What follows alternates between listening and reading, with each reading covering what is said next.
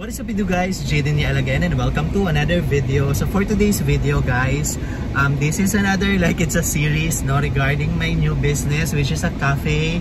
It's a coffee shop business.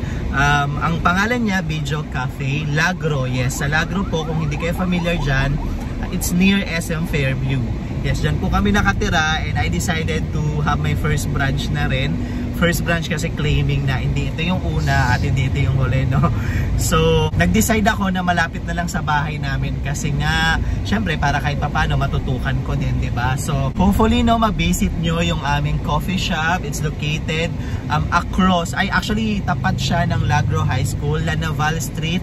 Ipapakita ko na lang yung address, even yung contact details namin, just in case, gusto nyo mag-order online and all that. So, for this video, guys, actually, yung una kasing video, it's more of sharing with you lang why I decided to open a cafe or a coffee shop business. Meron na rin siyang milk tea, meron na siyang mga snacks, meron kaming sandwiches, meron ding fries, yung mga ganyan. So doon na share ko why I decided to have a coffee business or a coffee shop business. So for this video guys, ang haba na ng introduction ko, hindi ko pa nasasabi sa inyo kung tungkol saan ang video na to. Feeling ko marami kasi sa inyo dyan interested, magkano ba ang kailangan mo para makapagpatayo ka ng isang coffee shop na business or milk tea shop, or sa akin kasi cafe siya, Bijo Cafe, kasi meron na nga rin kaming snacks. Tapos hindi lang kami milk tea, actually meron din kaming coffee, tapos meron din kaming fruit teas, meron kaming hot coffee, meron din kami of course yung iced coffee na tinatawag. Wala lang kaming frap sa ngayon, pero nagpaplano rin eventually na magkaroon. Magkano ba? So i-share ko sa inyo yan kasi kilala nyo naman ako, hindi talaga ako madamot, yung iba kasi I understand naman na syempre confidential na rin, tsaka alam mo yon for protection purposes. Pero ako kasi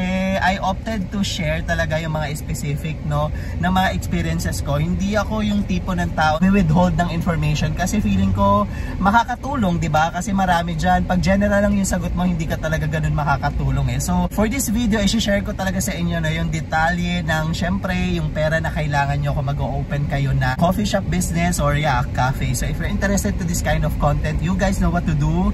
Please keep on watching.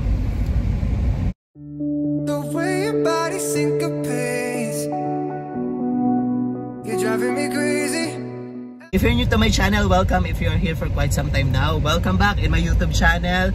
I'm doing reviews, reactions, and also vlogs. And if you haven't subscribed to my channel yet, I will appreciate if you will click that subscribe button there. Yes, nandyan yan. Hindi kasi nakikita ni wifey, yung sa side, kaya ganyan na lang ako. Sige, una na dyan, yung gagastusin mo talaga, nakadepende yan kung yung coffee shop, or cafe business mo, franchise ba siya, or ikaw talaga yung mag-iisip.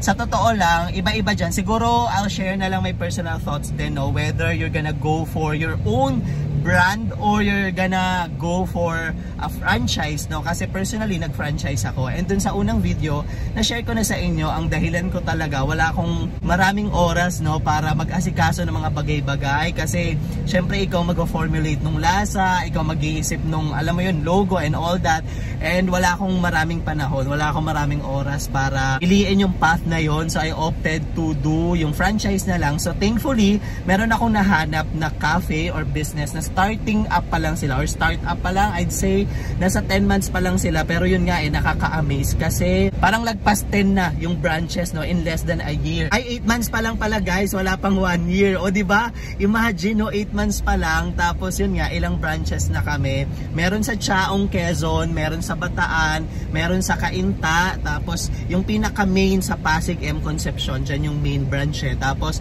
meron din sa LRT, tapos yun sa E-Road, tapos yung sa amin Lagro, baka may nakalimutan pa ako, basta mga 10, actually parang 11, 12, nasa ganun na kami, and 8 months pa lang, yung Bijo Cafe. Yes, the name is Bijo Cafe, and yung branch ko sa Lagro siya. So magkano ang pag-franchise kay Bijo Cafe? Dahil nga hindi pa siya ganun katagal, nasa 120,000 pesos pa lang. And syempre may inclusions yun, you really need to take a look at the inclusions kasi minsan baka magka-problema doon, ganyan. Kasi yung libre lang na product doon, 5,000. But in all fairness, ako talaga nagustuhan ko yung Bijo Cafe kasi very hands-on yung mga owners and artists talaga sila. So yung logo, hindi siya gawang Canva lang or gawang Word or kung ano man, Even yung lasa, yung mga, alam mo yun, yung mga pagkain, talagang sinigurado nilang maayos. Even yung aesthetic, ng pinaka-store mo, sobrang ganda rin. I mean, talaga talagang pag-iisipan nila. So for 120,000 peso, syempre may mga inclusions yan, papakita ko na lang dyan sa inyo, no? So hindi lang yan yung gagastos sa inyo, guys. Kumbaga that's only a part, no, a small part ng kabuuan na kailangan mong gastusin when you decide to have a cafe business or a coffee shop business, no?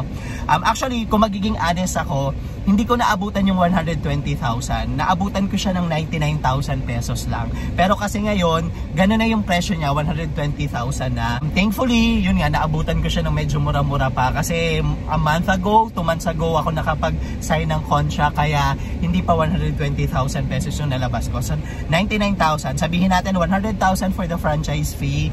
And then, yung, syempre, yung place mo, in my case, nag-rent ako. Tapos yun nga, thankfully, may nahanap ako na tabi or tapat talaga ng eskwelahan. Kung familiar kayo guys sa Lagro High School at saka sa Lagro Elementary, tapat kami ng Lagro High School, nasa Lanabal kami street, no? So maganda na nakakuha ako doon sa area na yon. Yung monthly ko doon, 10,000 siya monthly. Syempre 2 months advance, no? 1 month deposit, so 30,000 for that. And then yung mga permits guys, so hindi ako, syempre first time ko to, 'di ba? First business ko din to. Doon ako medyo sa totoo lang nahirapan ako doon sa part na yon sa pag-process ng mga permits kasi you need to get a certificate or kumbaga kailangan mo magkaroon ng permit sa DTI, sa barangay, tapos sa City Hall, syempre, 'di ba? Marami 'yun sa City Hall. So more or less mag-allot ka ng 10,000 for that. Tapos yung construction mismo, kasi pag nirent mo yun, hindi naman yan as is, di ba? In my case, more or less 200,000 yung nagastos ko for renovation. And then yung products, yung sa initial products, kailangan mo din magkaroon, no? Kasi pag nag-opening ka, dapat talagang punong-puno yung produkto mo, yung milk teas and all that. So, nasa 50,000 din yung nagastos ko for that. And other expenses pa.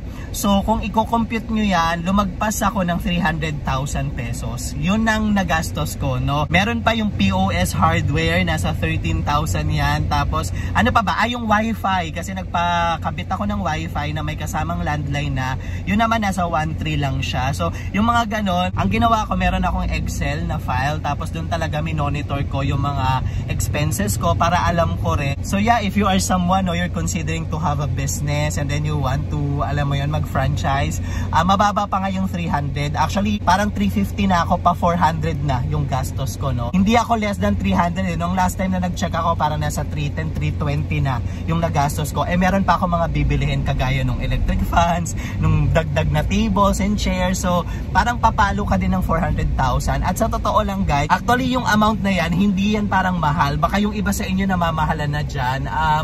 Medyo reasonable na siya kasi yung business ko naman hindi siya ganun kalaki, pero meron akong like may tables and chairs ako eh. Hindi siya kasi yung kakilala ko nga eh, parang yung franchise pa lang nung cafe niya parang 400,000 na agad, 450 na agad. So parang yung total na nagastos ko, yun pa lang yung bayad niya sa franchise fee niya. So sa akin reasonable na rin kasi kasama na din yung renovations, kasama na yung pauna mong products, kasama na yung permits, wifi and all that. So yes, it's a bit expensive, especially alam niyo yon, tayo naman dito sa Pilipinas, 'di ba?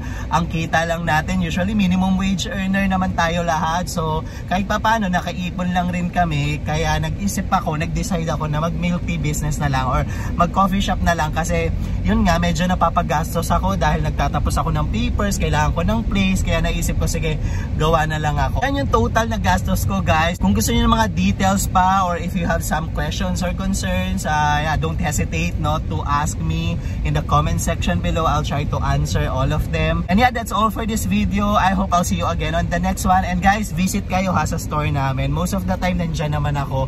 Yung mga work from home ko, siguro dyan na lang din ako para kahit pa paano ma-monitor ko rin yung cafe namin or store. Thank you guys. Bye-bye.